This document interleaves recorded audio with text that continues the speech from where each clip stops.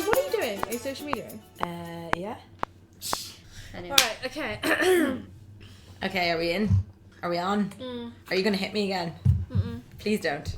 Okay. Have I even done 10,000 steps yet today? I don't think I have. Oh, no, I haven't. Can we start, please? That's dreadful.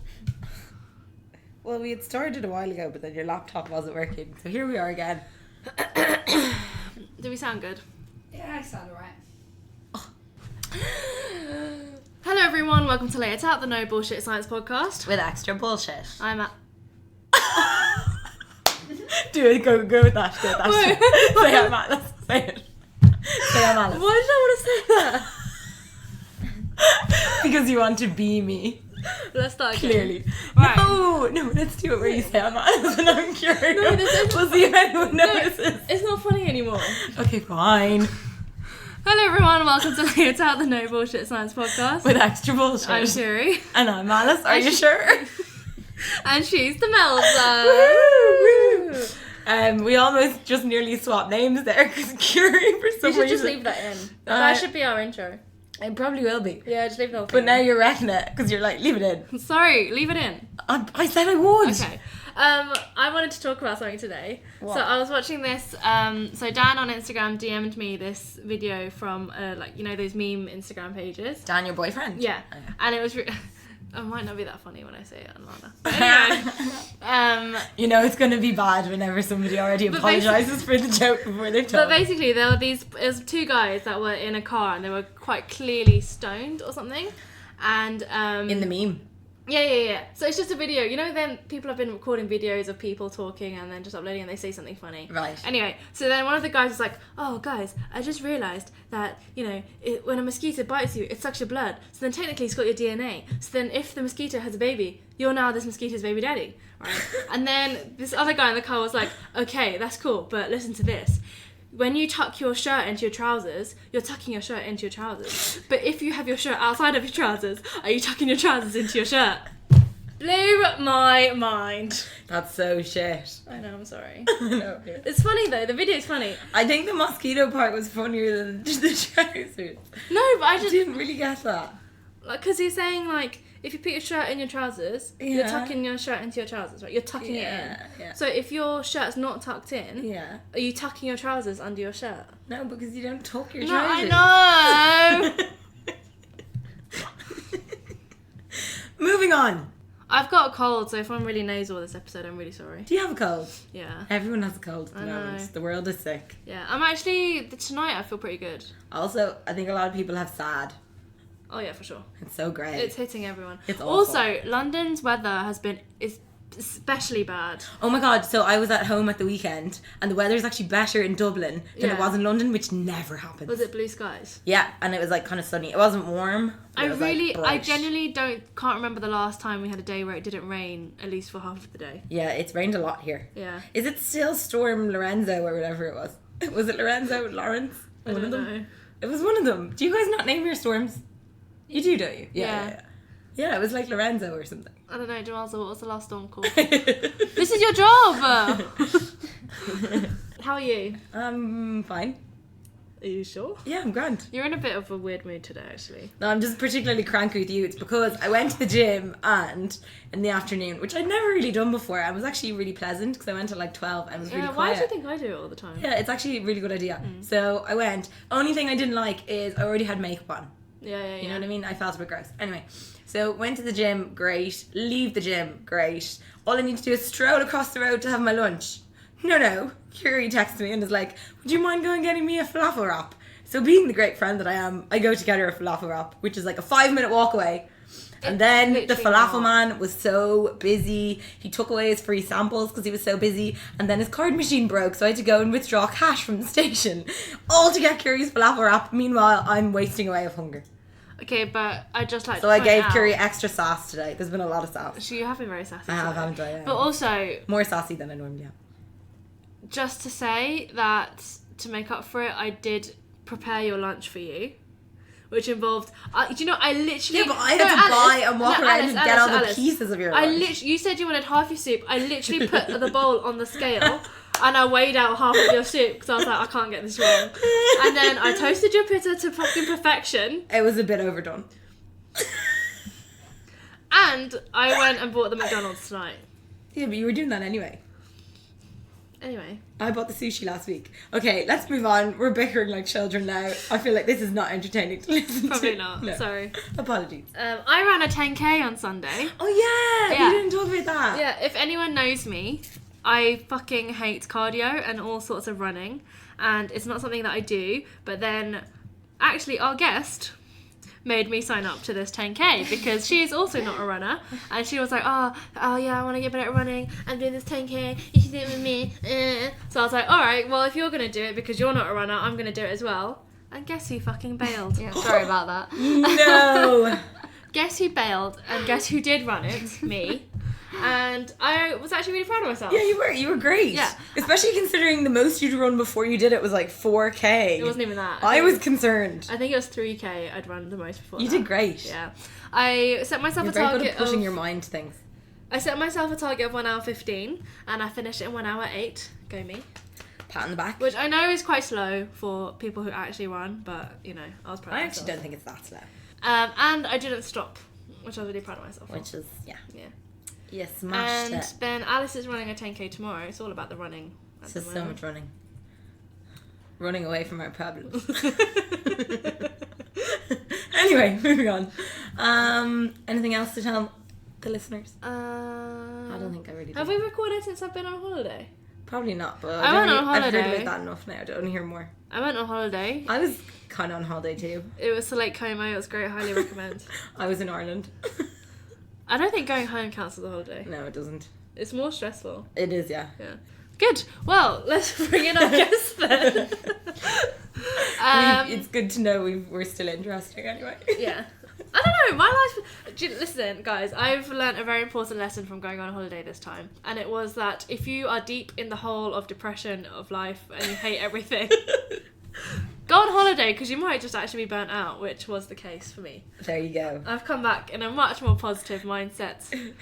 Kind of. And fine print. I'm kind of. definitely out of the hole a little bit. Yeah, you are. Yeah. You're definitely a bit more alive. I am. Okay. Which is nice. It is. Yeah. Good. Should we introduce our guest? Yes. This week's guest is a science guest. And I know we've been doing a lot of science guests, but this one is like really different from anything that me and Alice do. So this will be good. And Can I also- just say, sorry, I've just noticed this. It feels like we're in a recording studio. It does! Doesn't it? Sorry, we've moved location and we're currently sitting around a round table with loads of wires and things, but there's a glass window out to a corridor and people keep walking by and looking at us. That's like what recording studios are like. Do you feel famous? Kind of, yeah. Okay. Like that woman just walked by with her test tubes and was like, what's going on in there? Anyway. Sorry. Oh, you made me lose my I'm sorry. You were saying science guest. science guest, just yeah. science. So, coincidentally, I met this guest. So, this guest is also doing her PhD at King's. Yes. But I met this guest completely randomly, and then it was through like a weird moment joke thing where, anyway. Which we will talk about. Not important. That we found out that we're both doing a PhD at King's. And this is Yasmin. Hey Hello. guys. Hello. Welcome. Thanks for having me. We always ask, did you find it hard to not talk? No, all good, all good. Okay, that's good. That Some means she people did say- talk though. Oh, yeah, you did a Yeah. bit, yeah. So I you think had you a bit might- of an outlet. I think you might be the first guest I didn't actually shout at for talking. Oh, really? Yeah. That's Oh, true. snap. But it wasn't bad talking. You kind of, she needed to respond. She did. She did. Yeah. Yeah. What was it about? Your run. Oh yeah. Yeah. Yeah. Let's not talk about that. Yeah, one. sorry about that. I feel bad about that. I'm still very busy. Sorry, not sorry. Okay, so will we just go straight into how you know Yasmin? Yes. Go for So Yasmin and I met at the gym. Yes, we did at Manor. Yeah. You were blonde then. I was blonde then. Yeah. Oh my god, were you Yeah. blonde? Yeah. But was this blonde or was this end Washed of out pink, pink. blonde? Yeah, washed out pink. It might have been end of pink blonde. It was kind of like whitey, kind of. Yeah, Yeah. that was washed out pink blonde. Because Yeah. I was thinking, I was like, she has not been blonde for a while. No. I miss it though. I might go back to it. Some days it was a bit orange. Yeah. Yeah. And my hair changes colour every time I wash it. It still does. Yeah. Yeah, so we met at the gym. We met at this gym called Mano. If you're in London, you should go. It's great. Woohoo. Anyway. And the way that we found out Yeah. that we are both doing a PhD is because all I needed to say was I basically posted this Instagram story where I was fucking dumb, like rowing a bottle of PBS, which is basically fancy water for like extra clean water. Because I couldn't make it to a class, so I did like a joke Instagram story where I was like, oh, I've still got to get the reps in anyway. And then I went to a class the next day, and then one of the coaches, I think it was John Tran, he was like, oh, you don't need to go back to the lab today. And then he was like, what was that, some crazy chemical? I was like, no, it's just fancy water. And then Yasmin turned on and was like, are you doing a PhD? And I was like, yeah. That PBS. Yeah, you were like, oh, PBS. I was like, yeah. And then our relationship And then it was like nerds unite. Yeah, pretty much. I love it when moments like that happen. But it was weird because it was such a small world moment, because I think it's actually quite rare to meet other PhD students in an environment where you're not Exactly. academic. Like, Not in it's happened to me once, Oh. and it was in my own home. Oh, nice. Yeah. That's interesting. It was a friend of my housemates, and she came over, and she was just starting her PhD in the IOPPN as well. Yeah. Okay. Right, so back to you. You're our focus. If we ever start getting involved in ourselves... I'll just shout, give me attention. Yeah, Exactly. there you go. Yeah. Perfect. If you can like ring a bell, you can flash a light in her eyes, like anything. Oh you yeah, want. speaking of, Demelza, where's our red light? You guys have a laser pointer? She's gonna get it for Christmas. It's a strawberry. I love that. We need a red... We're like making jokes, so we need a red light to show that we're recording. Ah. Yeah, so tell us about yourself. So what are you doing? Specifically now? No, PhD? actually, this is... You're not- going too fast. Sorry. Kira. Back. Can you lead this? Yeah. So, first of all, we want to start off with like, what was your relationship with science like? So when you were in school, like, did you always have in your head your dream of becoming a PhD student, or were you kind of like one of the people that kind of fell into things a bit, or how did it happen? Okay, so all I remember is, when did Flubber come out? Do you remember that? I fucking loved Yeah, Flubber. Robin With- Williams, yeah. mad scientist, made this green thing that was like, Yeah. you know, I don't know what it was, but it was really cool. Had a mind of its own. You Yeah, like, it just bounced did off its all the own walls. thing. Do you know, I have one of my fondest memories with my dad is actually of us going to see Flubber. Oh, Yeah. cute. So how traumatized were you when Weibo died? Wow, Oh, okay, the little- clearly not that. No, I do know. I know what Weibo little is. It's the robot. ball The with the little thing that robot used to thing, come up. right? Yeah. Yeah. And he was like, Weeb. Yeah, Oh, the bird yeah, was yeah, like yeah, smashed yeah. up Yeah, Weibo. yeah. That was quite a traumatizing moment. I do remember that as being emotional. I think I must have traumatically blocked it out until this moment. To PTSD. When did Yeah. Flubber come out? How old were I think you? I was about 6. Robin or Williams has something. like brown hair in it, so it must have been a long time 5 ago. or 6, I think. It was Yeah, like, so like over 20 years ago. No way. Was it? Demelza, I'm It always definitely making shocks that me. up. release date of Flubber, please. It's probably. Also, maybe did you find 7. the name of the storm? Oh, for God's sakes. Demelza. 5.3 out of 10 IMDb. That's Sometimes unacceptable, IMDb quite don't frankly. understand the classics. No. 24% Rotten Do you think... Tomatoes. No, but do you reckon if we Unacceptable. watch Flubber now, do you think it survives the test of time? It has Robin Williams in it, okay? Okay, Silent Demelza is very strongly saying no, it wouldn't survive the test of time. But it's also like nostalgia. Yeah. So like, you know, I think it would. you watch like Pocahontas these days. You know, and I you're actually- like, wow, them graphics. But it's Yeah. still amazing. It's true. I talk about Came out Flubber quite 97. frequently, actually. Really? Yeah.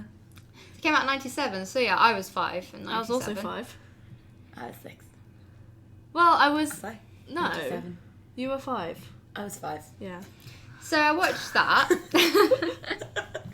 Wow. It's been a long day. Math- You're It's not all that right, much huh? older than me, you know. I know. Okay.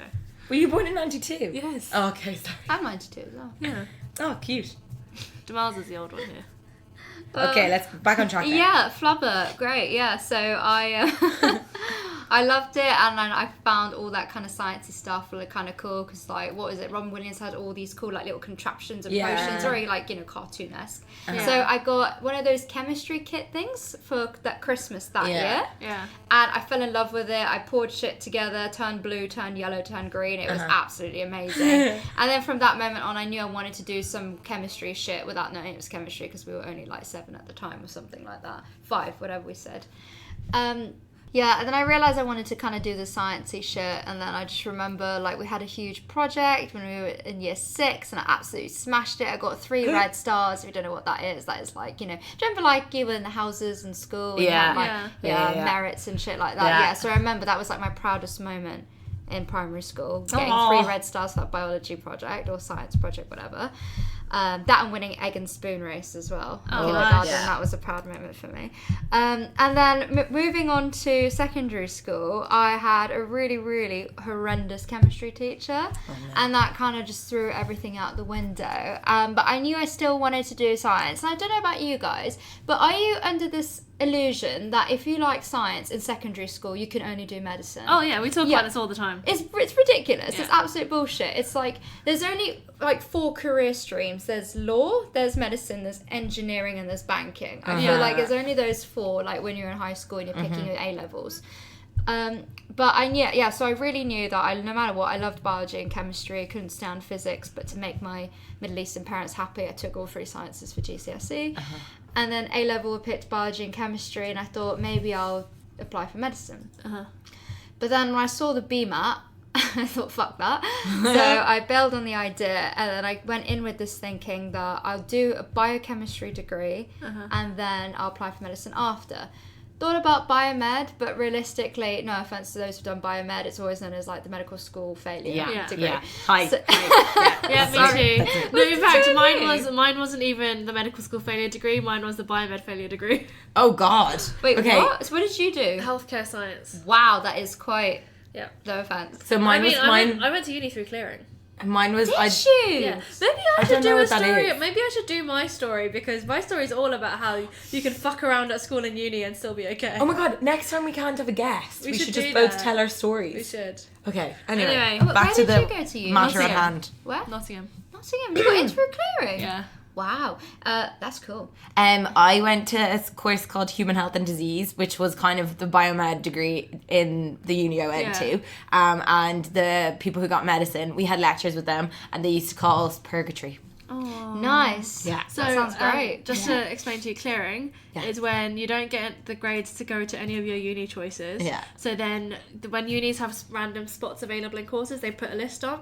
And then you basically call up and you're like, hi, I didn't get into uni. Can you give me a place on this course, please? That's sick that you got into Nottingham though. For yeah, clearing. yeah. I mean, I was only looking at the good unis. for Yeah, that's clearing. fair. Yeah. Anyway. I will to this day say that I think A levels, you guys might disagree with me, were 10 times more stressful than PhD in my opinion. Purely because of the grades. You got this conditional offer. Okay, great. Now you need to get 3 A's to get in. If you don't, your whole world is over. That's honestly. Yes and no. That's honestly how I felt. Our at the school time. system's different at home, so I won't Yeah. weigh in. I think I care a lot more about my education now than I did during my A levels. Okay, that makes sense. Maybe. Yeah. No, I've always been a bit of a stressful. Like I did care about my education then. It was like really upsetting and stressful to me when I didn't get my grades. But also I fucked around a lot. Yeah, fair play. Whereas now I actually I do my work. Yeah. Like from my masters onwards, I was actually really focused on actually doing work. Yeah. So I don't know. Yeah. But I think there's a bit much bigger emotional toll.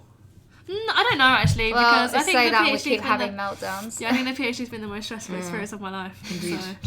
But it's hopping back slightly, but it's really nice that you like wanted to be a scientist since you were like that small. Yeah. I don't think you hear that often. No. Like No. It's always doctor.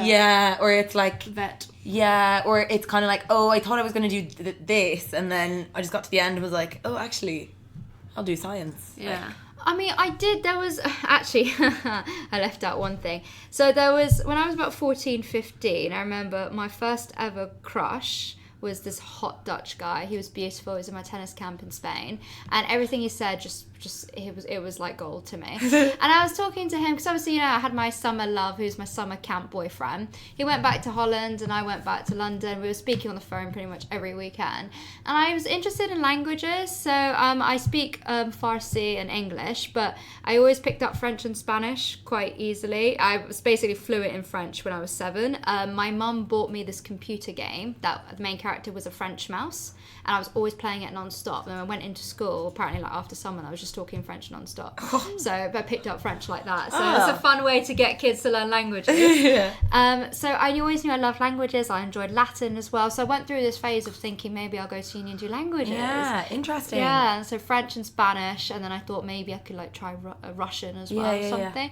I was talking to like my crush about this, and he was like, yeah, but Yasmin, you could like learn languages at any time. You should really, really do science. And because he was gospel to me, I was like, okay, I'll do science. Oh my God. So there's a random Dutch man who's the reason you're doing a PhD. He literally directed your life. He Oh, wow. does. I'm pretty sure he deleted me off Facebook, the bastard. As Oh. well. But nonetheless, God. still a very handsome man. Well, he didn't give you nothing. No, exactly, yeah. So I have him to thank for that. And that was when I was picking my A-levels. So I picked biology and chemistry as opposed to Spanish, Latin, and obviously I took French as well. Yeah. But then so I went to uni, did biochemistry, and all I remember was I fucking hated the lab. I couldn't stand it. It was a waste of time. I rolled in hungover all the time. Furthermore, I opted to do immunology, so study of the immune system in second year, because that was when we got like more options at uni. And the lectures were always 9 a.m. on a Thursday. Wednesday night, sports night out. There was no way in hell I was going to make a 9 a.m. on Thursday. So I didn't attend a single immunology lecture in my second year. Somehow got a first, and I thought, I'm going to take advanced immunology in my third year because I really enjoyed it. So I took that on. What time was the lectures again? Oh, no. Thursday, 9 a.m. I think I maybe went to 1 or 2. Is this like a course that they're just hoping everybody fails? Right? That's what I was so thinking. weird. Immunology is hard as well. Yeah. So yeah, but all I remember was I got to my third year, and you kind of get to your panic thinking, shit, I'm graduating. What am I going to do? What am I going to do with my life? You kind of think like, you have all those like, bell end wanker bankers like, oh, I have an internship at Goldman Sachs and the end of my second year or whatever. And they had everything lined up. And I was like, oh my gosh, I don't have anything lined up. So out of panic, I thought I'd just apply for a few master's programs. And I thought, what subject have I enjoyed the most? It's either polymer chemistry, which is so random, or immunology. It's very different. Also, Very different. I like that your option of something that you enjoyed the most was the one that you didn't go to. Like, you're like, yeah, I enjoyed that. So I still am convinced. So I got diagnosed with dyslexia, severe dyslexia, when I was 20, can I just say. So I missed out on all that extra time during GCSE and A-levels. I feel quite hard done by that, actually. But I'm still convinced I've got ADD, because I will sit in a lecture and I will honestly zone out. My eyes will go somewhere else within 10 minutes. Didn't I've said this to you a few times, right? That I think I've got ADD. Yeah, you have said that before. Yeah. I can't stay focused. Yeah. But isn't there I thought I read a study one time that said the limit of human attention was like 10 minutes that you can actually focus for at a time. So or maybe it was 30 minutes. The limit of a baby apparently is 21 or 22 minutes, something like that. Right. That's why when they have these baby channels or something, Yeah. So a it's grown only up 21 must minutes. be longer. Okay, but hang on. Not necessarily. But also, I I think sure. I reckon if you compared the limit of human attention 10 years ago, before things like Vine and Snapchat Vines. and all that were a thing, and then now we're literally it got to a point where Vine came out and we were like, well, if a video is longer than 6 seconds, we're not going to fucking pay attention to this. Exactly. Fair. Like, if you click on a YouTube video that's more than 10 minutes, it's kind of like, I need to really commit myself to watching this video. Or even songs that are over 6 minutes. It's like, drag. No, I don't really feel that way. Maybe it's just me I'm then. just special. So I did all my immunology learning outside of the lectures. So obviously when revising for exams, I thought this stuff is actually pretty damn cool. And when I was doing my advanced immunology, I thought this is even cooler. I just was so blown away by the fact that how the immune system, each cell has got a defined task and they all work together. It's kind of like the army. Yeah. That's how I see it. That's how I used to always see it too. Yeah. They're all soldiers. Exactly. I love that about it. I mean, I think, the best way to just describe it is the immunology is sort of, you have your And even the way they explain it, they're the first line of defense First is line of your defense, innate yeah. cells or whatever. I'm probably saying it wrong. And then you've got second line of defense. And it's great. Love it. Do you know what though? I think this I need to put a disclaimer out there. I hated immunology. Wow. So this Hater. so we'll see how good you are at converting me, because throughout my entire academic career, every single immunology lecture was the ones that stood out to me as the most boring things I've ever sat through in my life. Wow. Well, you obviously weren't appreciating the beauty of it. Maybe. Yeah, No. I think not. No. And also, a big problem for me was that in immunology lectures, they use the word tissue a lot. And in my master's, Do they? the lecturer who would do the immunology lectures, one, he was an arrogant prick because he wrote the textbook on it. And two, he said... Oh, I know what you're going to say. Yeah. I know what you're going to say. He would pronounce it like tissue. Oh, no. No. And he would say it so much. It just got to the point where, like, one, I already hate what you're talking about. And two, like, every 5 minutes he's going tissue. And it literally Makes felt my like... skin crawl. Yeah, every time he said it, it literally felt like someone was, like... Stabbing you. Literally stabbing like a needle into my heart or something, or into my eyeballs. Like, I couldn't deal with it, so I just had to zone him out. Hilarious. And not pay attention anymore. So, you've got a big task ahead of you if you can convert me. Did you guys use the book called Janeway's Immunobiology? Yes. It was purple. I didn't I remember really like it so it. well. No, I don't think I graphics- liked it either. The pictures were good. The pictures text. were awful. What are you on about? I liked the pictures. I Could used have to made it in paint. I used to redraw them myself. I thought That's probably why you like them, because yeah. they're easy to draw. I was like, I can copy this. Yeah, so then how did you end up going from your master's into a PhD? Masters into a PhD. Yeah. Yeah, so I think the main thing was, so I hated the lab. Actually, third year dissertation, I took a literature review based one because I didn't want to be in the lab. The irony. But then when I went into my master's, I realised I had quite a lot of questions. And I wasn't quite content with not knowing the answers to them. Yeah. And quite a philosophical conversation, but there you there go. were so many questions, I needed to know the answer. And then when picking the master's project, there was looking at like narrowing down my choices for like what project I wanted to go for the 6-month MSc research, and there was one on like fatal peanut allergy. I was looking at like the immune mechanisms I behind thought you were that. going to say fatal penis. But how? Sorry, I don't How? know. She I didn't don't even know. say peanut I know. slowly. She was like, peanut. But as soon as she started saying pee, What is wrong with in my your head I was mind? like, oh, what's fatal penis? Get your brain out of the gutter. Sorry. I don't know how that would work as well, and how that'd be immune system related. I don't know. No. Maybe if you... some people have allergies to people's penises. No, they what don't. way? girl. Some people have allergies to semen. Yeah, that's the thing. But not Anyway. penises. Go on. Oh god, this is gonna go so somber now. Oh God. Okay. Sorry, fatal peanut allergies. Fatal. Oh god. I'm waiting for your reaction next. Fatal peanut allergy. I was looking at that. I was like, whatever, not that interesting. And then that week, my friend died Oh God. Oh God. because so she was 20 at the time. This was actually all over the news because she had really, really sort of like a minor allergy. Like it was never like she had allergy pills. She didn't even have an EpiPen. Yeah. It was that sort of minor. But she had what was called exercise-induced anaphylaxis. So when you train in the gym, your heart is pumping, your blood is rushing around your body like crazy, and your immune system is basically fired up when you've just trained. And she ate a cereal bar that had small amounts of nuts in it. Yeah. And apparently, it sounds horrendous. Apparently, she went home and she was with her dad, and she just like, I don't feel good. And she said something's wrong.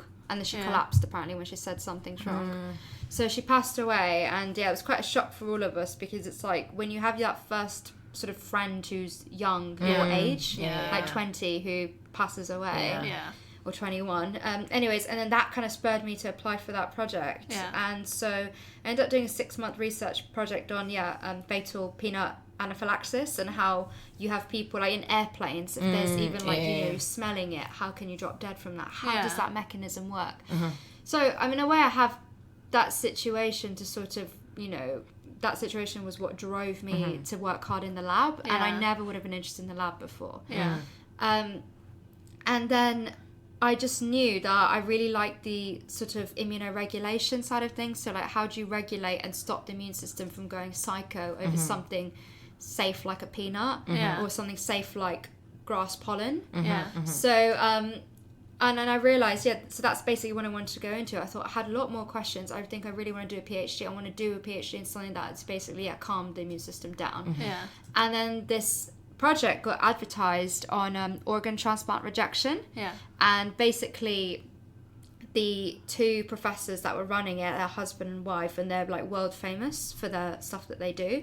I mean, the husband, he's been knighted as well. Oh, wow. So I was like, oh my gosh, like this would be a dream to be able to go for this. So I applied for it, and somehow I got it. And that's when my PhD journey began, the roller coaster. I have a question. Yeah. Also, speaking of peanut allergies, I used to work in a pub with this guy who had a peanut allergy, and it was literally to the point where obviously we're in a pub, so there's peanuts behind the bar, but they're all like packaged. But if he got a customer who wanted to buy some, he couldn't serve them. So like he would need one of us to actually hand over the peanuts because he couldn't touch the packaging. Like that's crazy. Yeah. So I have a question. Yeah. Why is it nut allergies that are so severe, like specifically, that are like? Is it just because it's what we've been told or like know about more? Why are they so much more severe than?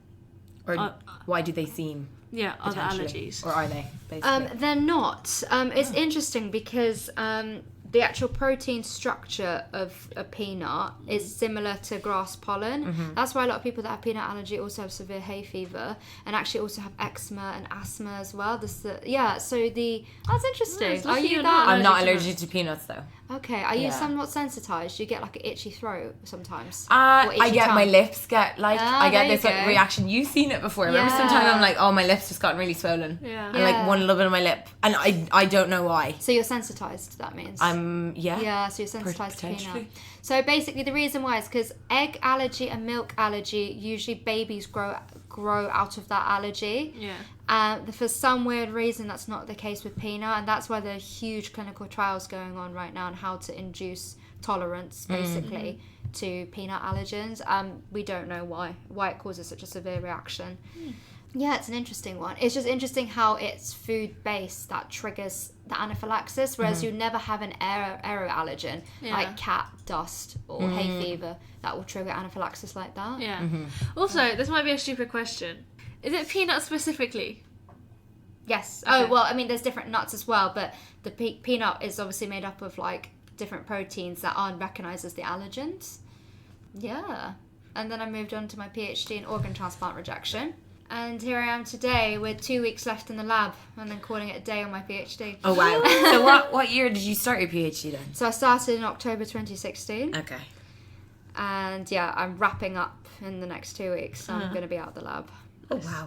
Yeah. Cool. And were you lab based for that entire time? Yeah, I've been in the lab all day, every day. Yeah, and actually this is perfect for once we've stayed on time. Yeah, I kind of think we have. To then actually talk about what your work is. What I'm doing now. Yeah. Seamless transition. Yeah. Sweet. Yeah, well, I mean, I guess I've always been in the sort of regulation kind of thing. So whereas chilling out your immune system against peanut or chilling it against an organ. So one thing is the NHS will not tell you this because they don't want to freak you out. And yeah, everyone needs to know this as well. Breaking news. Breaking news. We have an exclusive. That should be the title. We have an exclusive. Breaking news. Breaking news. Yeah. Well, there is a reason why we are pushing for organ donors. So if you've not signed up to be an organ donor, do it, you stingy assholes. Like, you're going to be dead anyway. Who True. gives a shit? I know it's a bit weird because you have to like tick like what organs to give. Yeah. Like Yeah. eyes. Like eyeballs. That is weird when it gets to eyeballs. It's like, okay. I feel like I would need to keep my eyeballs. I don't think they can have my eyeballs. Why? Because Why? you've had laser. Yeah. No, they wouldn't want them. Yeah. Ah, interesting. Well, you get away of, get out of that one then. But imagine I think someone there's else quite a having few your of my eye. organs they wouldn't want. Like, they Liver? wouldn't want my lungs because I used to smoke. Used to. You're fine. You're 27. You're fine. There you go. You're not like 75 and Well, still they a want smoker. my liver. Yeah, I think all of us are binge drinkers at this point Yeah. living in the UK. Do they not take binge drinking They livers? do. Oh, they do. as They do. well. Oh, They okay. take Yeah. them. It's fine. I suppose if you don't have, like, if you haven't got to the point of cirrhosis or whatever, they'll probably take Exactly, it. Right? Yeah. exactly. But so basically, And they can take your skin as well, can't they? yeah, They're not taking yours. No. take a skin. Eczema, riddled. Yeah, one wouldn't really need a skin. I can't really think of why someone would need a skin transplant. And if they That do, urgently, they could get it from themselves. couldn't Yeah. but it would exactly. Take the Yeah. skin It would be from your self. ass. Yeah. they? Yeah. Yeah. And it stretches, so they can just stretch it back and like Ooh, stitch like it back parafilm. together. Kind of like parafilm. Oh. I've seen this surgery Oh. take place as Oh, well. God. I've seen loads of Wow. plastic surgeries like that take place. Anyways, so what the NHS won't tell you is that when you have an organ transplant, it will reject 99.9% of the time. Oh, man. Oh, wow. It will reject, and it's just a ticking time bomb of when it rejects. I had a question. It will reject. Okay, I'll let you continue for a minute. The average... You might answer it, is that right? I'm asking. The average half-life of an organ transplant is 10 to 15 years. Okay. So basically we need more donors because people will probably need retransplantation. Yeah, okay. That kind of answered my question because I was like, how fast do they reject? Yeah, there we go. So you could, in theory, live with your somewhat rejecting organ for 10 to 15 years. Yeah. And do a lot of people do that? Yeah. Okay. But it will eventually be like, nah, bye, see you later. Exactly. So you will need to get See ya. another... Well, I mean, in case of like double lung transplant is the worst and heart transplants are the worst in terms of rejection rates. Did anyone ever watch Pig Heart Boy? I read the book. It was Mallory Blackman, wasn't it? Yeah. Yeah, great book. It was a TV show. Maybe they didn't have it now because a black boy was the main character. Okay, just insulting the whole of Ireland. Sure, you know, you've been quite good at not insulting entire countries recently. Sorry, but looks like we're back to it now. So easy. That's hilarious. Fine. Anyway, sorry. So yeah, so basically... Allegedly. You just said allegedly sorry. You needed to say allegedly to the statement. Anyway, continue. Oh dear. Yeah, so basically when you have the immune system, there's one particular cell that its job is to switch off the immune system. So this cell stops you from having autoimmune diseases and allergic reactions Do you as want to well. explain what an autoimmune disease is? An autoimmune disease is when your immune system recognizes your own organs, your own tissues, Continue. and your own proteins as foreign. Yeah. So, for example, let me think of like Actually, I think multiple. while we're here on the subject, we might want to actually explain what we mean when we say protein in terms of biology. Oh snap! Are we Yeah. going that late? Just because I actually She hasn't mentioned proteins recently. Yes, she literally just said proteins. No, she Okay. didn't. She said immune Yes, she system. did. I did say She said proteins, immune Sufa. system, I your was organs listening. and proteins. Oh, sorry. So proteins, your whole body, everything inside of you, except for lipids, we won't go into that, is made of protein. Everything inside of you, you know, that's your collagen, your, you know, cellular Building structures. blocks. Yeah. Everything is made of protein. Your DNA is a code to make protein inside of your body. Cool. Essentially. Nice. It's not just for your macros to build muscles. Exactly. I had a question from a little bit back. So examples of autoimmune diseases. So autoimmune diseases, for example, there's multiple... You didn't remember your question. I was trying to. Anyway, continue. So there's multiple sclerosis where your immune system attacks your myelin as far Lupus? as I remember. Well, lupus is a complicated one. Lupus is one where your immune system just attacks multi-organs, which is a bit scary. And if you watch House, it's never lupus. Apart from that one time when it was lupus. What is wrong with you? No, that is true because it's so easy to diagnose people with women, especially with lupus when they don't know what's wrong. Oh, you probably have lupus. Well, it's mass inflammation, probably lupus. No, that could be other things, Yeah. but nonetheless, Crohn's is another one as well. Yeah. Is eczema now? Someone told me that recently. They think there's like an autoimmune. Psoriasis is. Yeah. Psoriasis is. Eczema is more in the realm of allergic kind of. Yeah, I guess one could say it is an autoimmune. I sat beside a woman on a disease. bus on the way back from a conference, and she started because they started giving me creams that are immunosuppressant. You don't want to take those, hon. No, it's a cream. Yeah, but. It's just topical. Yeah, but. Okay. They're called I can't remember what it's called. I'll tell you later. Okay. Yeah, in a way it is. I never actually thought of eczema like that as well. But it's like in like psoriasis, I mean your immune system is attacking your skin. Yeah. Particular proteins on your skin. So yeah, basically, where's I going with this? So there's one particular cell that switches off your immune system when you've cleared an infection because you don't want your immune system on because it's basically like a hurricane going off inside of your body. And it's Like a war. Basically like All a the war. soldiers are at war. And they're at war, and if the general doesn't call them back, they might go a bit psycho, and they might just go a bit rogue, and Love we're getting it. very morbid now. They get very like bloodthirsty. and trigger happy. Was it Yeah. trigger happy? Yeah. Exactly. Can I ask what the general cell is called? It's called a regulatory T cell. Oh, Think of a T cell that regulates. Yeah, What's regulatory a T cell? A T cell. Oh god, we'll go back to A-level biology now. A T cell. So basically, you have a shitload of cells in your immune system. When you talk about your adaptive immune system, so these are the second line of defense. And predominantly when you get a vaccination, these are like the antibodies and like the cells that get prepped are your B cells and your D cells and your D cells and your T cells. Your B cells are derived from your bone marrow, and they predominantly make antibodies, and then they help the rest of the immune system out. Your T cells are derived from your thymus. The thymus is actually attached to the heart. Just realised I'm covered in sand. So the thymus is attached to the heart, and they produce all your T lymphocytes or T cells. And they are predominantly made up of, these regulatory T cells, helper T cells that help the rest of the immune system out. And killer T cells. And killer T cells. I remember.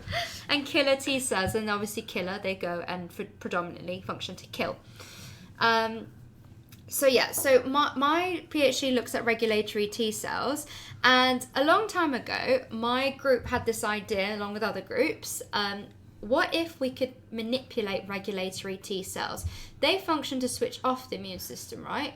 So what if there was a way that we could infuse patients that are about to receive a transplant with shitloads of regulatory T cells? Then surely it will stop the rejection. So there's clinical trials going on right now about that. The one study, actually Kings are involved in that. The one study and the Thrill study. But what happens when you infuse a shitload of these regulatory T cells into patients? You're suppressing the entire immune system. And patients, as it is, when they receive an organ transplant, they receive immunosuppressants. But obviously that's bad because you can die from a common cold. Is this why? Okay. You're being really bad at doing the talking over people thing at the moment. All good. Sorry. Yeah, go. No, actually, you'll probably cover it. So. No, hit me. I'll say, is this why you work with like HIV and... Oh, no. Okay. No, that's another thing. But yeah, we'll go into that in a moment. That's why you can die from like a common cold, because your immune system's suppressed. So the next step that my lab took before I arrived was, what if there was a way to make these regulatory T cells specific to the organ? So by doing that, you need to take cells off the organ and culture them, basically mix them together with the patient that's about to receive the transplant, their regulatory T cells. And what happens is their regulatory T cells would become primed and activated towards the donor proteins. And then they will basically go and protect. But then taking things further, sorry, I can't seem to speak, is where my PhD comes in. So that's genetic modification. So my PhD has looked at genetically modifying regulatory T cells to target specifically. They just go straight there to the organ. They go there, they essentially stand guard there, and they multiply in that area. So when any killer cells try and come to try and kill the organ, the regulatory T cells are there standing guard and just switch them off. So that's basically what my PhD has been looking at. Interesting. Yeah. So the whole thing that the two, like your PhD and then the other thing you said where you mix the Treg cells from both things together in a dish, all of it is looking at like just targeting them to the place where that organ's going to be. Exactly. That's so interesting. But the downside of that method, which is taking proteins from the organ and the donor organ and mixing them with the recipient, is when organ retrieval processes are quite traumatic, a person would have just died. And there's a ticking time bomb from a person dying to taking their organ to getting them into the recipient. You have a good 4 to 6 hour window before the organ completely dies. No surgeon in the world is going to be thinking, I'm just going to take some proteins off of this organ, culture just it with chill for a few minutes. Exactly. No one thinks like that. So the feasibility of that goes out the window. And genetic modification has been the future, and that is when HIV comes in, because we actually use HIV for genetic modification. So yeah. Interesting. So what are you genetically modifying? So I'm changing the DNA, or rather I'm adding the DNA of the regulatory T cells. We call them Tregs, so can I just call them Tregs? Yeah. It's so much easier. Think of T and reg for regulation. It's kind of like T-Rex. Yeah. But T-Rex. Exactly. We have a huge blow-up T-Rex in one of the labs next door. People thought it was funny. And that's just typical scientists with shit chat and shit banter, but nonetheless.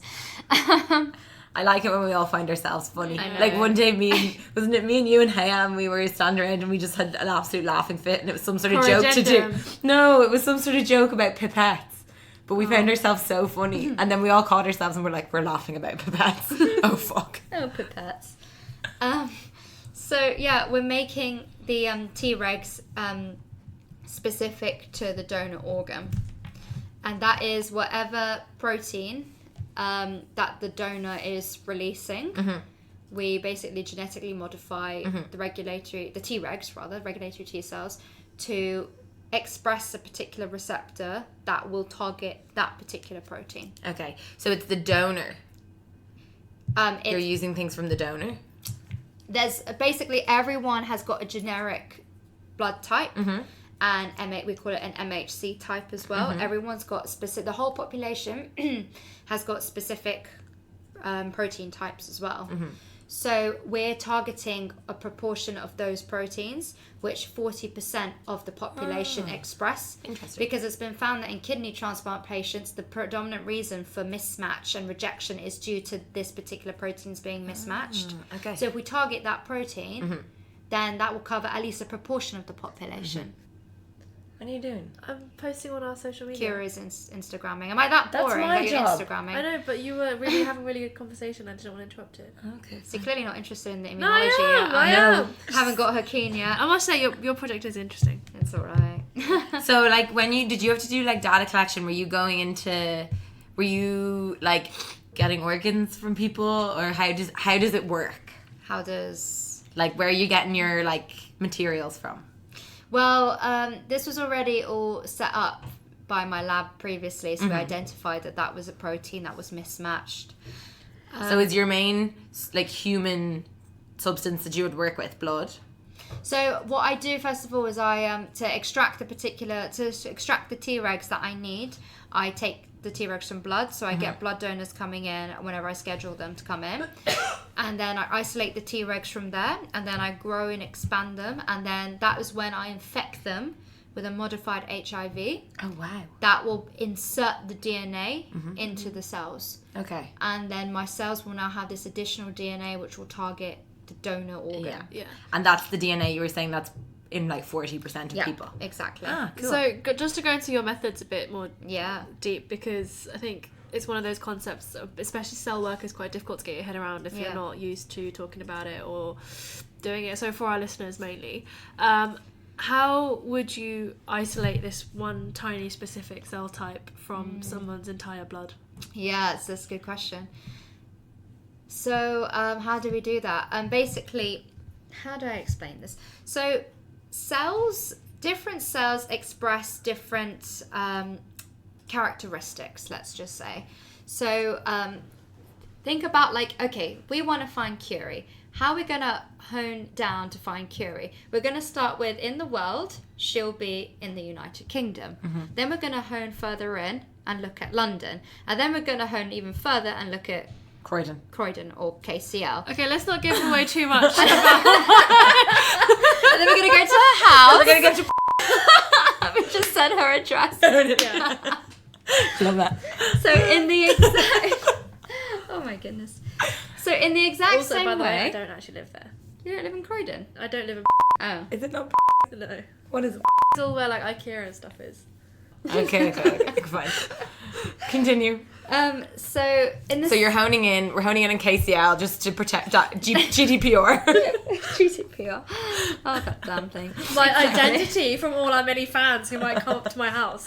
Okay, so we're honing in on KCL. Yeah. So in the same way, when we're looking at particular cells, so Tregs express different proteins, and a lot of pharma companies have produced certain magnets or certain like beads, for example, that will bind to these proteins. So when I take whole blood, first of all, I spin it down so that I only get the mononuclear cells.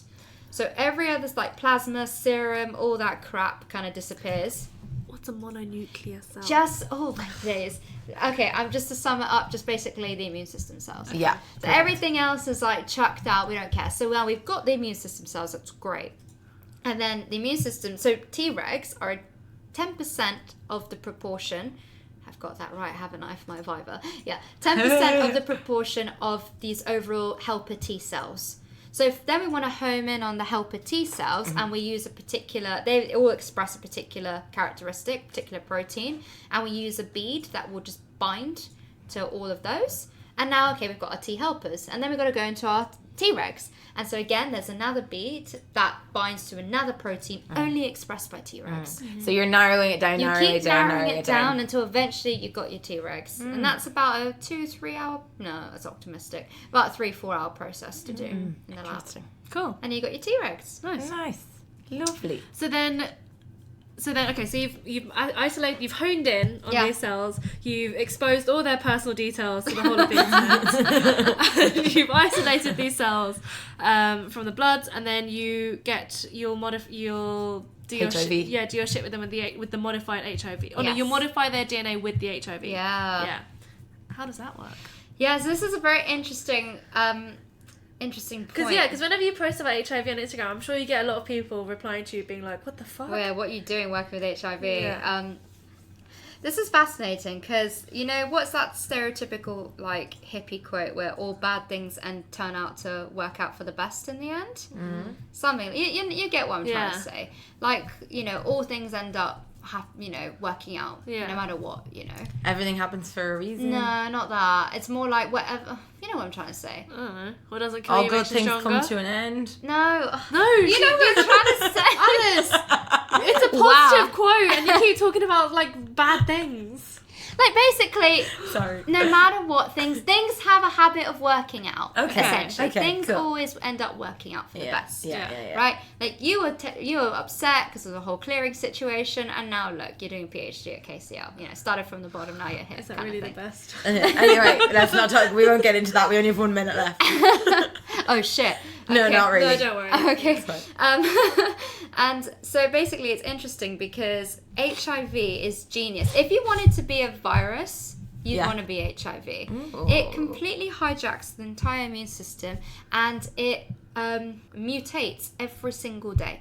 This is why our immune system cannot clear it, because our immune system takes up to 2 weeks to build antibodies. Isn't that kind of like the common cold? The common I don't think it common mutates cold, every or you day. mean flu virus? There's a difference. Oh god, don't make me think you thought the two were the same thing. No, I know they're different. Okay. But like, okay, maybe it's The H and the N. No, like why everyone keeps getting colds every year is because it mutates every year. It mutates That's the every flu. year. That's the flu virus. sorry. Oh snap. They're two different things, I don't babe. fucking like immunology, okay? There's influenza She really doesn't and there's like immunology. rhinovirus. Yeah, I can tell. So the flu virus mutates every single year, and basically what the vaccines are about is that we take it based on the Australian trend of the flu. Because they're ahead. They're ahead. And so we we isolate the virus, we break down the proteins, we build a vaccine towards that. It does not necessarily mean that it's the same virus we're going to get. Who did the Australians go to? Well, they're screwed. No offense. Man. But I feel like Australians fine. are hardy, they'll survive. Exactly, they'll manage. Anyway, sorry, so HIV They've got nice weather. mutates all the time. So if you want to be a virus, you'd be HIV. And so I love it how scientists have basically manipulated HIV to use it to deliver drugs as a mechanism of genetic modification. Because essentially it modifies your DNA, HIV. But how it does it is it only infects particular immune system cells. Mm-hmm. Yes? You know the way you're saying you use the HIV, and then gets inside the Treg cell and hijacks the DNA. Yeah. But then, like, can you explain how then the person who then gets the Treg cell won't then get HIV? Yeah, so basically, HIV, when I put it on Instagram, I'm kind of going for the dramatic flair, obviously. Have you met me? But it's actually... Very inflammatory. Hey, I see what you did there. It's actually lentivirus. So what you do is you take the HIV and you essentially clean it. You remove the shit DNA, but you keep all the other things that it needs to hijack the cell's DNA. But then you replace the main DNA with What you your want. drug. So the drug we create is in the form of DNA. So what I do is I insert the DNA with the other sort of proteins and particles that make up the HIV, but it's not HIV anymore. It's the whatever my drug is as the virus form. That is one method to genetically modify cells, and it's now being taken into clinic as well. Okay.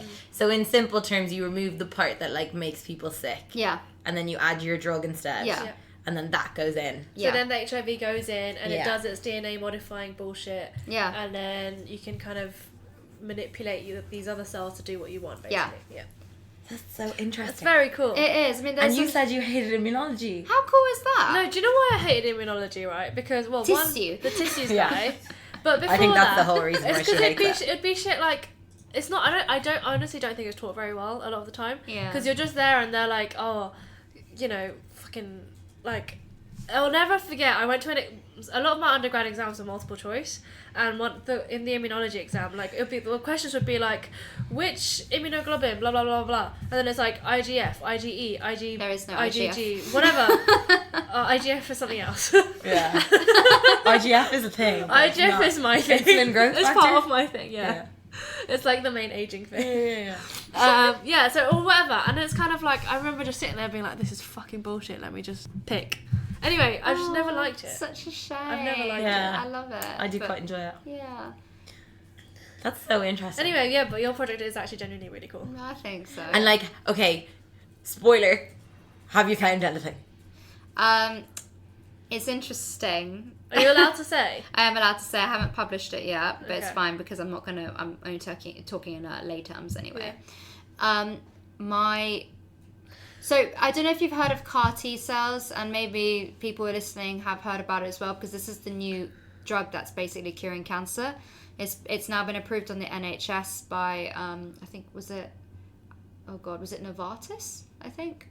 Anyways, and it's curing basically leukemia, lymphoblastic lymphoma, leukemia, etc., etc. So it's curing all blood type cancers, and it's called CAR T cells, and it's basically T cells, killer T cells, that have been genetically modified to target the tumour cells. I am using the same exact method, but in Tregs to stop organ transplant rejection. Now, what we have found in patients who receive the CAR T cell therapy for the clinical trials is a lot of them enter remission. A few of them do die from something called a cytokine storm, and this is a risk. Basically, when you inject these genetically modified cells back into your body, essentially a cytokine storm, i.e. a complete shitstorm, kicks off in your body, essentially causing some sort of anaphylactic reaction or septic shock, because your immune system is so overridden with this now new pimped up, powerful as fuck cell type, it doesn't know how to handle it. Because my drug is also so damn powerful, it has been killing some of my mice as well. So the next step, it means it works. Yeah. But now the next step, which unfortunately I have 2 weeks left in the lab, so that is going to be taken on by my successor, whoever he or she may be. You can apply herein. Is to figure out how to stop the cytokine release syndrome from happening, which patients are obviously experiencing as well in cancer. But how we see it is, if you're stage 4 cancer, you've got weeks left to live. Would you take the risk? You probably would take that risk. And it's nothing as simple as just like dose or anything, is it? Because they multiply once they get in. It is. This is something I was talking about with my professors today. It could be a dosage thing. You just inject less. So that is something that I would be desperate to try, but as Curie has been pestering me as well to leave the lab, I would love to try it out, but my timing is up, unfortunately, and a PhD is only 3 years, not 6 years. I think you've been to talks by him as well. There's this guy who comes to KCL. Actually, you might have as well, because it's KCL. Do you ever go to any of the, like, there's these talks that you can go to, like, kind of like training things, but there's one motivational guy that comes, and he comes every year. Is it Hugh Kearns? Yeah. Oh, I love him. And he's Irish, and he gives all this, like, motivational stuff, and he's got this thing that's called, it's like, basically he, like, turns, like, oh, I could just do one more experiment, or I could just read one more paper before I start writing, and then he just adds like itis onto the end of it, so it's like one more experimentitis. It's like That you've got a is disease. so like accurate. Yeah. Oh my god. He's great. You should go listen to him. We should also tweet him. Yeah, he's great. That's me. You should follow him on Twitter. I find him. I'm not Yeah. even writing or ending or anything, Do you but know, I he's find him actually- really He's inspirational. actually one of my favourite people I follow. Yeah, he's really good. Yeah. That- He does courses at King's that are really good. That is me. I need to figure out who like Yeah, his not stuff even and stuff. courses. They're just like one couple of hour Yeah, talks. I think postdocs and stuff can go to it as well. It's called like, well, the course that I went to was the 7 Secrets of Highly Successful PhD Students That or is something. hilarious. And then you went to a time management one, right? Yeah. Yeah. Oh, But flip. like, He's just really look at the good. ones his name is under. 'cause Well, he's I'm really good. technically no longer a student in 2 weeks. I'm employed But by I a think pharma company. KCL I'm not postdoc anymore either. never- Maybe I could because I'm part of the pharma company. If you just find out when it's on, you can just go. I'll just Yeah. sneak in. Yeah, you guys can sneak me in. Just pretend to sign in. I'll just have my student card. It's fine. They won't check the date of expiration. They never check who's there anyway. Exactly. There's a sign-in sheet, but who cares? But that's what it is. It's so true. It's like there's always more to do. There's always Mm. more. Like if the story is never finished when you do a PhD. Maybe you guys have found that as well. And I'm just gonna tell the two of you now. Like it's being 1 year ahead and all the more wiser. I'm joking. But what I've noticed is that maybe you guys will want to finish your story, but realistically, you probably won't finish everything you want to. Yeah. And I don't know, maybe you guys are already like ready to like get the fuck out. But I have struggled with that idea, hence the itis thing. Yeah. But I do go through moments of like, I'm at a point where I know I won't be able to finish my project in my time. yeah, And I have said to both my supervisors that I'd be willing to stay to finish my project. unpaid. No, fuck no. That's kind of what you're implying. No. I'd Where'd want to be the I'd be funding? paid. Yeah, like if we got funding for it, because you can get those grants for like Yeah. transition and stuff. Yeah. But yeah, I don't know. We'll see. But a scientist will never be out of a job. Because Yeah, always that's true. questions. I agree. Cool. Well, thank you very much. That was really, really interesting.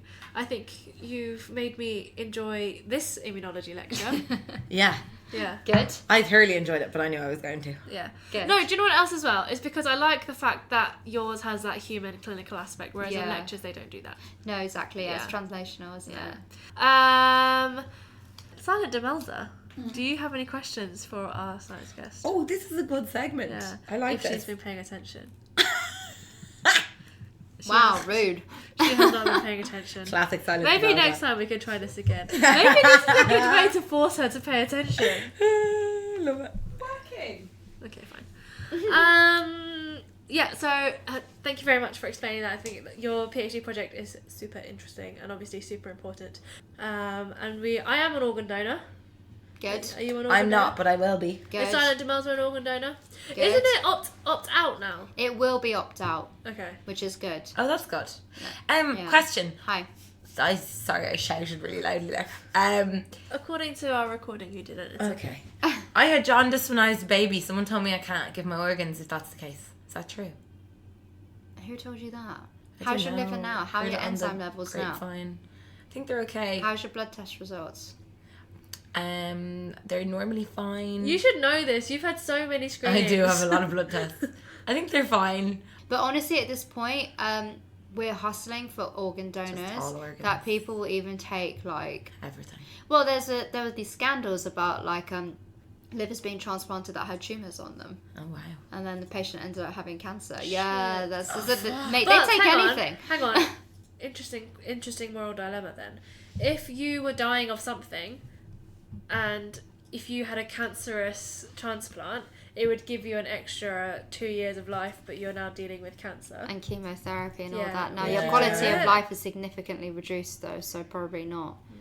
But also I'm not being funny, there was an article that came out that pissed me off where they were like there should be better screening done, but it's like when someone dies, you have a 4 to 6 hour window to get that Yeah. organ into Also, recipient. don't they have to die in a specific way? Like, there's a lot of cases of the way you die.